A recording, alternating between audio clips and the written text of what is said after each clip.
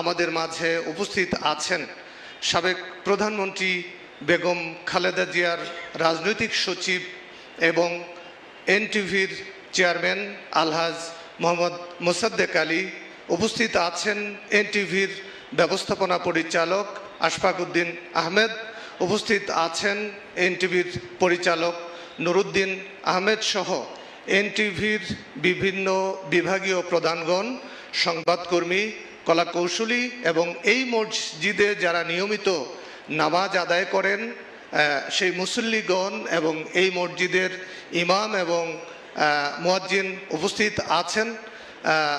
আজকে বেগম খালেদা জিয়াকে স্মরণ করার জন্য, আলোচনা করার জন্য আসলে কোনো দলের এবং মতের দরকার নেই। তিনি নিজেই একটি বাংলাদেশ হয়ে উঠেছিলেন।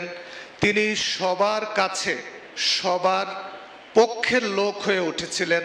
তার যে ৪৪ বছরের যে রাজনৈতিক যাত্রা, সেই রাজনৈতিক যাত্রা কোনো সুগম পথে পরিচালিত হয়নি। তিনি এদেশের মানুষের মুক্তির জন্য, গণতন্ত্র প্রতিষ্ঠার জন্য যে সংগ্রাম করেছেন, মানুষের কথা বলেছেন, সেজন্য মানুষও তার পক্ষ হয়ে তার জন্য কথা বলেছে। কালকে আমরা দেখেছি যে লাখ লাখ মানুষ তার জানাজায়